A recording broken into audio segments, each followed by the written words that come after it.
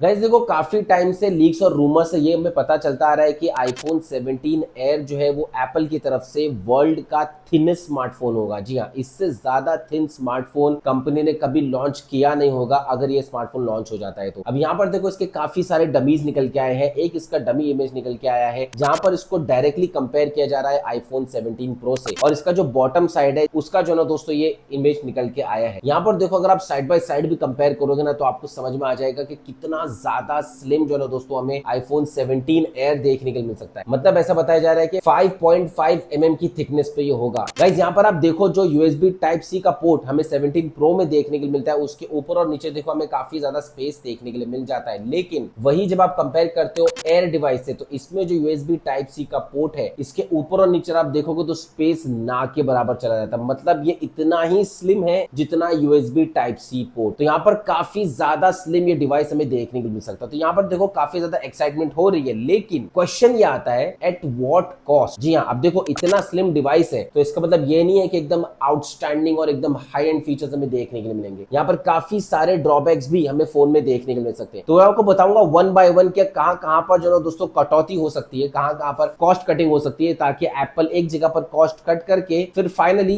काफी high cost में इस डिवाइस को लॉन्च करे। सबसे पहली चीज है दोस्तों, ड्यूरेबिलिटी आ जाती है। अब देखो, ड्यूरेबिलिटी के बारे में मैं बात क्यों कर रहा हूं, क्योंकि हम आईफोन 6 के बारे में अगर देखेंगे तो उस टाइम पे जो कंट्रोवर्सी हुई थी उसको बेंड गेट का नाम दिया गया था। मतलब आईफोन 6 लोगों के पॉकेट में रखा हुआ बेंड हो जा रहा था। वो अच्छा खासा स्लिम था, बट उसमें जो मटेरियल लगा था वो इतना लो क्वालिटी मटेरियल लगा था कि भाई लोगों के पॉकेट में रखा हुआ बेंड हो जा रहा था। तो यहाँ पर आईफोन 17 एयर के बारे में दोस्तों यही बात मानी जा रही है कि भाई इसकी ड्यूरेबिलिटी में कुछ फर्क आएगा क्या। मतलब हाँ, अगर इसकी ड्यूरेबिलिटी अच्छी होती है तो कोई बात नहीं है, लेकिन चांसेस तो ज्यादातर भाई ड्यूरेबिलिटी खराब होने की है, क्योंकि 5.5 mm की थिकनेस पे जो फोन रहेगा उसमें क्या एक्सपेक्ट करोगे आप। सेकंड मेजर कंसर्न इसकी बैटरी लाइफ को लेकर आ जाता है। आज के टाइम पे दोस्तों अगर आप देखोगे तो जहां पर नॉर्मल रेंज के जो फोन्स रहते हैं, नॉर्मल थिकनेस पे भी जो फोन रहते हैं, उनकी भी जो बैटरी लाइफ है वो 4000 या हार्डली 5000 पे पहुंचती है। मतलब लेकिन यहाँ पर ये फोन तो इतना ज्यादा स्लिम रहेगा तो इसमें क्या कैपेसिटी की बैटरी लाइफ देखने को मिलेगी भाई, वो अंदाजा लगा लो। जबकि एप्पल एक ऐसी कंपनी है जो अपने फोन में शायद ही किसी मॉडल में 5000 पे टच किया है, मतलब 4400 पे ही रहा है। तो इतना स्लिम होने के बाद में भी भाई क्या टेक्नोलॉजी यूज होगी। हाँ, वो बात अलग है कि अगर कंपनी इसमें सिलिकॉन बैटरी यूज करती है तो मे बी 5000 तो टच कर सकती है। वैसे आपका क्या मानना है कमेंट्स कॉलम में मुझे जरूर से बताना है कि कैसी बैटरी कैपेसिटी इसमें देखने के लिए मिल सकती है। फाइनली अब हम कैमरा के बारे में बात करेंगे तो यहाँ पर मे बी आप बोलोगे कि भाई देखो कैमरा में तो ज्यादा स्पेस नहीं लिया जाता है, तो भाई इसमें कुछ ज्यादा डिफरेंस हमें देखने के लिए नहीं मिलेगा। जी नहीं, बिल्कुल मिलेगा, क्योंकि यहाँ पर लेटेस्ट लीक के हिसाब से पता लगा है कि इसमें सिंगल कैमरा ही देखने को मिलेगा। मतलब इसमें ज्यादा लेंसेज नहीं होंगे। ऑब्वियसली अगर ज्यादा लेंस रखेंगे तो उसमें स्पेस रिक्वायर्ड है, और स्पेस अगर डालेंगे तो भाई फोन फिर वैसे ही थिकनेस में बढ़ जाएगा, तो जो यूएसबी है फोन की वो मेंटेन नहीं रहेगी। तो यहाँ पर देखो सबसे पहली बात लेंसेज गायब हो जाए, फिर उसके बाद में यहाँ पर मॉड्यूल गायब हो जाएगा। अब कैमरा मॉड्यूल जब गायब होगा तो फिर सेंसर भी ढंग का नहीं रहेगा। आप 16E का एग्जांपल ले लो ना, अभी रिसेंटली 16E लॉन्च हुआ है, उसमें सिर्फ एक ही कैमरा है और उसमें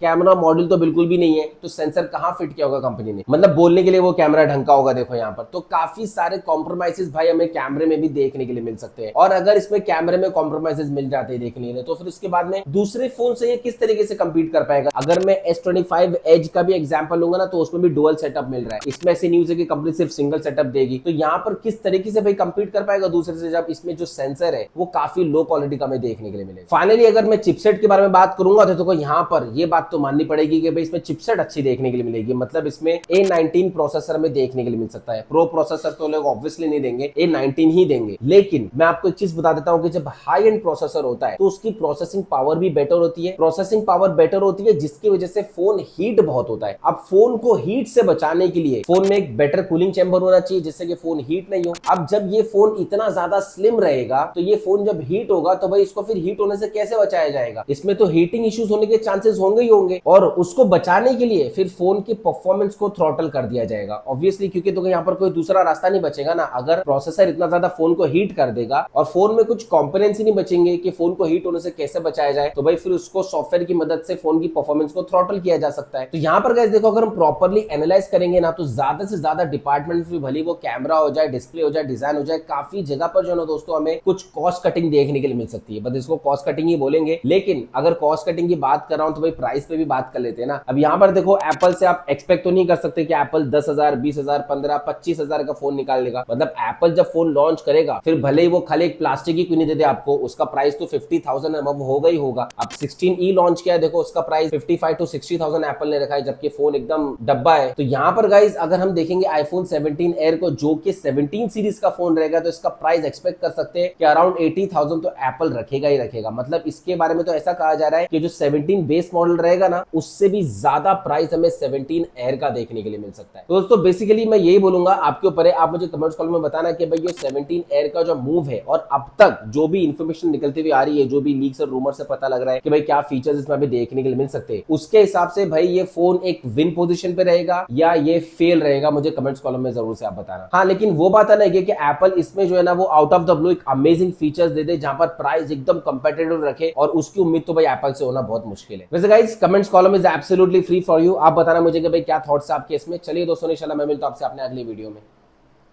जय हिंद।